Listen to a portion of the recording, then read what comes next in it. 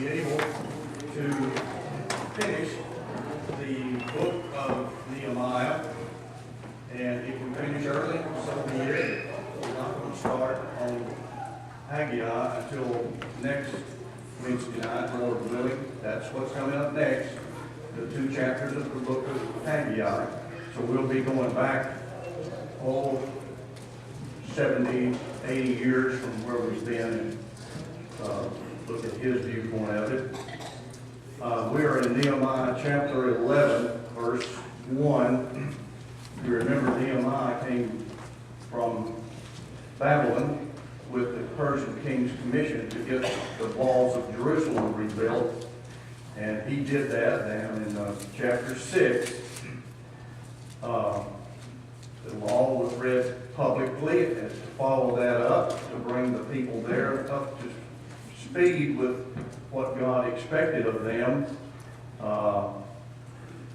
Chapter 8 or 9 has after they read the law, there was a national confession of sin when they realized what they were guilty of as a result of having the law of Moses, the first 5 books of the Old Testament, read to them. And chapter 10, Israel as a whole vowed to be faithful to God's commands. Remember that. They promised, many of them in writing, to be faithful to what they had found in the law. Those who didn't sign it agreed verbally to keep the commandments, specifically, not only, but the ones that had been broken, for instance, the breaking of the Sabbath, the trading with foreigners on the Sabbath, their marriages with the foreign nations, idolatrous people around them specifically. And that's where we pick it up with Nehemiah chapter 11, verse 1. Now we're going to back up to chapter 7 for just a second and here in a minute, so you might be want to back up there and look for that. But the problem was presented in chapter 7, verses 4 through 5, that Nehemiah looked at the population of Jerusalem and said, what? There's just not enough people in here. We went to work and built this city and did all this work and took all the chances, risked, and we don't have enough people to populate the city, and not only that, but to also defend it properly against those who would still, if they could, attack the Jews. Now, back in chapter 7, verses 4 through 5, it said, "Now the city was large and spacious, but the people in it were few, and the houses were not built. Then my God put into my heart," me being Nehemiah, "to assemble the nobles, the officials, and the people to be enrolled by genealogies," and that answers why we've gone through these lists that we have recently, "to ascend the nobles, the officials, and the peoples to be enrolled by genealogies. Then I found the book of the genealogy of those who came up first, in which I found the following record," and that's where we went through that list that had already been presented to us back in the days of Ezra, when it was a list of the first returnees in about the year 538 or 537 under the leadership of Zerubbabel. But the reason for the genealogy was to verify what about the inhabitants of Jerusalem? That they were purebred. That's a good way to put it. That they were Jewish and could show it legally. We have our genealogy to prove it. You remember at the end of most of these lists, we had a short list of people who could not verify that they were Jewish, some of them priests, and so they were disqualified from serving as priests for that reason. And now to get back to Nehemiah chapter 11, verse 1, it says the leaders lived there, the prominent folks. But Nehemiah says we're going to have 1 in 10 of the residents of the villages surrounding the city come into the city. If you don't volunteer, I'm going to what? I'm going to force you to come in. Remember, he's the what? He's the governor. And he can do that. So, the next verse says that those who volunteered were greatly appreciated by the people because it probably kept some of them from being moved into the city when they really did not want to go. That's in verse 2. And next follows a list of the descendants of the various family leaders who settled in Jerusalem. Verse 6, we pick up the family leaders of Judah. Verses 7 through 9, the family leaders from Benjamin. Verses 10 through 14, the families of the priests who settled in Jerusalem. These were the ones who were the 1 in 10, by the way. Okay? Verses 15 through 18, it's the families of the Levites who settled in Jerusalem. The gatekeepers in verse 19. The temple servants in verse 21. And we see this same hierarchy every time we have these genealogies or lists. The top-ranked people are always at the top, and then we descend down in rank down to the temple servants every time. And we learn in verse 23 that the singers apparently were supported by whom? The Persian king was apparently funding them out of Persian money so that they would pray for him. We've run across this idea before. The Persian kings wanted every god of every one of their provinces praying for the king and his family that things will go well. And that's one of the reasons that the Persian kings saw to it that if the people wanted to in the various provinces that Persia had conquered, that he wanted the temples rebuilt. And he wanted the priesthood reestablished because he wanted all of them praying for him and his family. Okay, verse 25 and 26 is a list of the cities where the rest of the population, I presume this is the 90% who did not get drafted to move into the city. These were the cities from which 1 in every 10 citizens was selected to repopulate Jerusalem. Verses 25 are the cities of Judah. And then verse 31, we pick up the cities of the other tribe, which was prominent in the return, the tribe of Benjamin. In verse 36, we learned that some Levites who lived in Judah, for some reason, moved to Benjamin. Perhaps they were more needed there. And that last verse could have been some more of Nehemiah's moving people when he thought that they needed to be moved.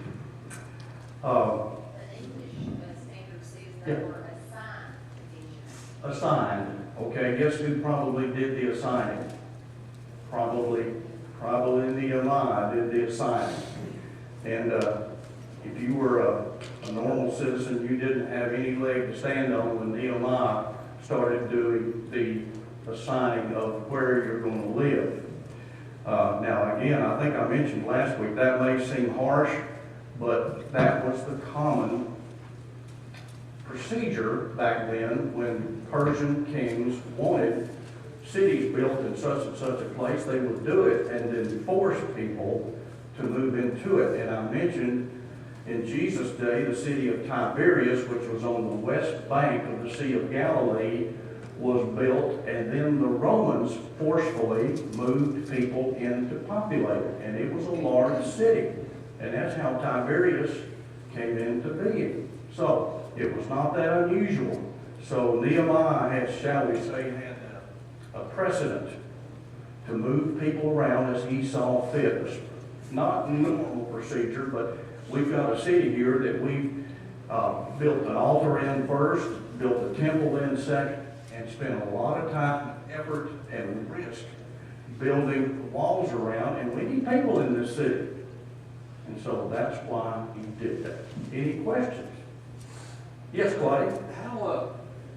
How could the Jews actually prove what lineage they were when everything was so destroyed? I mean, did they? They probably took them with them to Babylon. What do you think? As important as genealogies were to the Jews, I would suspect, Clay, that one's genealogies were something to be treasured, kept, and protected at all costs. And I'm sure every one of them that could get a hold of their genealogy before they were deported took it with them. Now, there were some who came back that couldn't prove it. Maybe they were the ones that lost it in a house fire when the city was destroyed. Perhaps that's it, but it was a precious thing because no one without a genealogy could have any participation in the religious life of the Jews. Or own land. Sir? Or own property. Or own property, yes. Everything was designated by tribe. Everything that was tied up with their family inheritance was also lost. And all of the temples, treasures, and different things, and all those things from Jerusalem were taken by the Babylonians and taken over and preserved in Babylon. Yes. In multiple trips. So a lot of that records and stuff were probably taken with. That's a good point. Maybe some of the records were carried along with the temple treasures. Because keep in mind, that's kind of like the deeds to all the property too. It says Yeah, what's what. it was essentially the deeds to the property. The whole country, yes. Does that help? Yes, sir. Okay. We just don't have that same emphasis today. You know, if you died, the deeds down at the courthouse. No problem, but back then, it was everything. All right, any more questions on chapter 11? It's not me.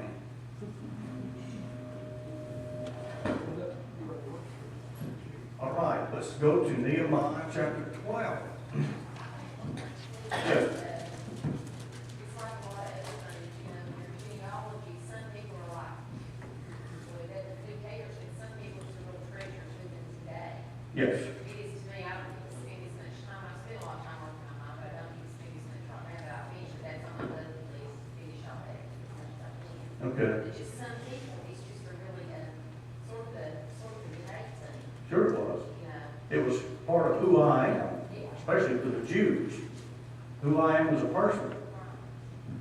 It's kind of, okay. Jude? I was just gonna say, like, the DAR, Daughters of American Revolution, you know, you got to have your genealogy. Oh, I didn't know that. Okay. Yeah, you know, to take it back. And ever since we see Scott, really, Oh, yes, Sue Scott. I had forgotten about her. She did a genealogy on Betty's branch of the Hardens family and gave it to us, I think, or, yeah, she was really into that. Thank you, Scott. I hope you find the problem. Okay, chapter 12. We are going to look at another list. Everybody just gets so excited. But all of these different lists are connected with the genealogical register of Israel of the whole province taken by Nehemiah for the purpose of resettling Jerusalem. And I mentioned it last week. We want to be sure that the people that are moving in here can prove who they are. We start off with a list of the priests and the Levites during different generations of the returned exiles. So we are going to cover in this brief list all the way from 538, when the first return was done under Zerubbabel, all the way down to at least 408 BC, and all of the priests, or most of the priests, or the prominent priests and priestly families between that time are going to be listed for us. So actually, it's all of the post-exile up until the time of 408 BC, a list of these priests for the purpose of resettling Jerusalem. Verses 1 through 9, we have the priests and Levites from the first return, all the way back to 538. Verses 10 through 26 are the high priests and Levites, since a priest by the name of Joachim, who was Joshua's, the priest's son, who has been prominent during this, and we will encounter this gentleman again in our study of Haggai and Zechariah. But that's verses 10 through 26. And these 6 generations of high priests covered almost, or just a little bit more actually, close to it, 2 centuries of time, almost to the end of the Persian Empire, almost. In fact, according to Josephus, look at verse 11, you'll see a man named Jaddua, Jaddua. He was the high priest when Alexander the Great passed through the region, probably around 331 BC, well down the road. Verses 12 through 21, this was the second generation of priests after the return from Jerusalem. In verse 22, I want to call your attention to the fact that the Levite family leaders here were recorded during the reign of the Persian king Darius, or Darius, if you please. Now, according to the, let me pronounce this correctly, Elephantine Papyri, that is a record pretty reliable from a Jewish settlement down in Egypt, right on the Nile River, called Elephantine. They listed, let's see, where am I here? That in verse, I think 22, Johanan, have we got the verse right? Yes. Got the verse right? He was the high priest in 408 BC. That as far as official records will take us. And even that's outside the Bible, but it's thought to be pretty accurate. Now, it also refers to a man called Darius the Persian. Well, we've already run across one Darius. It's either Darius number 2 or it could be number 3, who the first Darius reigned from 423 to 404. The second Darius was from 335 to 331. And I checked everywhere and I couldn't get any unanimous opinion on which Darius it was. So we'll just leave that there, and hopefully we'll discover that answer a little bit later. Verse 24, we find the musicians were organized, just as who had organized them years ago? David. They followed David's lead in organizing the worship of the musical singing and the instruments in the worship of the temple. In verse 25, we find the gatekeepers who protected the temple and its supplies and its treasury, which could be at several times very extensive. You remember before Jerusalem was destroyed and Assyria would come up and they would bribe him with money to leave him alone. You remember we studied that? This is where the money came from. A lot of it came from the temple treasury. Okay, verses 27 through 43, we have the dedication of the wall, and this probably picks us up where we were back in chapter 11, verse 2. Everything has been a sort of a parenthesis between those 2 points. This takes us back to 11:2, which says, and this is where we were trying to repopulate the city of Jerusalem. And they finished the wall, remember, back in chapter 6, and now we're finally ready to dedicate and to purify or make it ritually clean the wall itself. So in verses 27 through 29, Nehemiah calls for everyone everywhere of the Levites and the Levite singers to come to Jerusalem.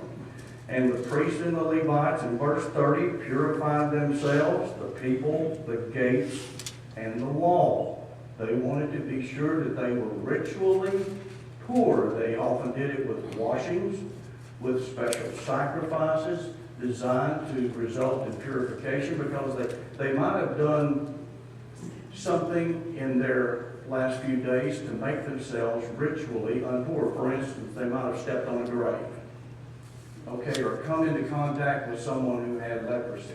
Many ways to contact defilement. But anyway, they wanted to make sure that they were ritually pure or acceptable, ritually pure or acceptable with God in order to properly purify all of these people and the gates. In verse 31, Nehemiah divides the leaders and the musicians into two bands or choirs, if you please, and he led them all to the top of the wall on the west side toward the Mediterranean Sea. Half of the group that he picks heads north, okay, or clockwise, shall we say. The other half of this choir or band heads south toward the Dung Gate, which was down the Valley of Hinnom in the southern part of Jerusalem. The wall was estimated to be about 9 feet wide, so it was no problem for these folks to walk on it. And verse 36 tells us they played their instruments and sang as they walked in the dedication procession, led by a man named who? Ezra. Yes. So he and Nehemiah were indeed contemporaries, as we see again. And in verse 40 through 43, Nehemiah orders the two groups, one going one way and one going the other way, to meet at the temple, which was up at the north, kind of the northeastern side of Jerusalem, northeastern part of the wall. And there was singing and playing and sacrificing and rejoicing, which was so loud that it could be heard for quite a way over the dedication of this wall. Now, when we remember the trials and the tribulations and the dangers that they faced, I can understand why the celebration was so joyous, was so loud, because they had literally risked their lives, and Nehemiah probably spent many a sleepless night during his time to try to get this wall built. Okay, verses 44 through 7, Nehemiah sets up an organization to make the worship, rituals, and rites done at the temple permanent. He appoints custodians over the offerings and tithes to provide money to support the priests and the Levites. Now, we've had problems before with the people not bringing in their tithes and failing to support the Levites. And I hate to tell you that we're going to run across it again. The priests and the Levites in verse 45, the singers and the gatekeepers all worship just as David and Solomon had back in the year, say we'll just round it off, 950 BC. So that was 500 years ago or so. And in verse 47, we are told of the faithfulness of the people in supporting the Levites and the priests. Why was it so important that the people support them? Were they too lazy to get out and farm? Their time was full time devoted to the temple, its worship and its upkeep, and the Levites were charged with helping the priests do all the back-breaking dirty work. Really, that's what the Levites did. And they were full-time at that. They had no land allotted to them. So they were completely dependent upon the people. All right, chapter 13, and we'll finish. This is what we'll call Nehemiah's second administration. The first one went from about 444 BC to 432 BC, a period of about 12 years. And we'll run across this as we go through here. And verse 1 through 5 are the abuses that happened while Nehemiah was gone. Now, we don't have any record that he's gone yet, but we will. Bear with me. There was discovered a violation while reading God's word that the people were guilty of, that no foreigner or unbeliever was to be allowed in their worship. And this goes back to Deuteronomy 23, 3 through 6. It says, no Ammonite or Moabite shall ever enter the assembly of the Lord, because of the way they treated the Israelites as they came up out of Egypt toward the promised land. And Ammon and Moab were both the sons of a man named Lot, and they were both illegitimate by Lot and his daughter. And they became thorns in the flesh to Israel throughout their history. So, verse 3, the correction to this problem is they excluded all foreigners from all their religious duties and assemblies. They were not to be included in any of those. Verses 4 through 5, we find another problem. The house of God was being desecrated, no less. And the high priest, whose name was Eliashib, had converted a large storage room in the temple and made it a nice apartment for a man named Tobiah. And we've run across Sanballat and Tobiah before, and they hated the Jews and the city of Jerusalem. But now we've got some family ties and political intrigue coming up, because the high priest is making an apartment inside of God's holy temple for a foreigner who has already proven to be an enemy of God and his people. This room that he was given was to be used for supplies for the temple, which tells you that the room is no longer being used for supplies for the temple, and we'll find out why. Because there were no supplies being brought in. Because, again, now we've fallen into the laps of the people, failing to support the Levites and the priests. Let me take you back to Nehemiah 6, 17 through 19 for just a little bit of background on this. It says, in those days, many letters went from the nobles of Judah to Tobiah. And Tobiah's letters came to them. That is, they were going back and forth. For many in Judah were bound by oath to him, that is, to Tobiah, because he was the son-in-law of Shechaniah, the son of Ira, the son of Johanan, and had married the daughter of Meshullam, the son of Berechiah. Moreover, they were speaking about his many good deeds in that's Nehemiah's presence, and repeating everything I said to him. There is I think a fairly strong case or conclusion can be made that they have been related to the high priest Eliashib, may have been. And during Nehemiah's absence from the city, because you remember the Persian king asked him, how long are you going to be gone? And apparently 12 years was all that was allotted, or that he could get out of the king, so he had to return in 432 BC.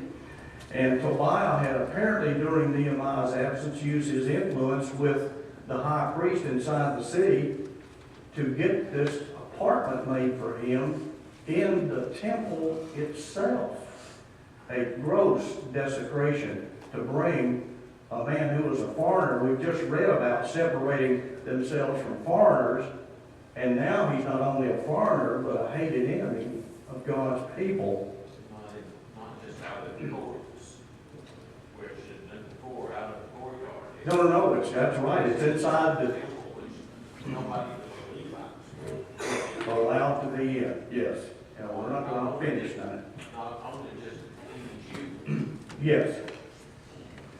Tobiah was married, according to chapter 6 and verse 18, to a Jewish lady. And his son Johanan, Nehemiah 6:18, was married to another one, of whom the same thing may be said about their conduct. The two men were defiling the temple, and in verse 6, I believe it is, let me get over here right quick. But during all of this time, Nehemiah is writing, the governor, I was not in Jerusalem. For in the 32nd year of Artaxerxes, king of Babylon, that's 432 BC, I had gone to the king. After some time, however, I asked leave from the king to return to Jerusalem. And it could have been, folks, because he heard of these abuses turning up again. And especially if he had heard about Eliashib, the high priest, making an apartment for a man like Tobiah in the house of God itself, he would say, please let me go back. I've got some work to do there that needs to be done. When he returned, we do not know exactly. Could have been 2 years after he got there, and that would make it 430 or 7. We just don't know. And we're going to have to stop there, and we'll finish Nehemiah next week and get started on hopefully on the book of Haggai. Any questions as far as we've gotten? No, it's interesting when you wish you have building the temple back where you guys have honor. That's what led them so destitute to stop building them. Yeah. Samaritans. Let us pray. Our Heavenly Father, we're thankful for your blessings. We're thankful that you watch over us each and every day and do what for us is best. We thank you for the people who took time out of their day today to come to class to learn more about your word and thus to learn more about you, to bring us to a greater understanding and appreciation of who you are as our God. We thank you for Jesus, who you sent to save us. Bless us and keep us in Jesus' name. Amen.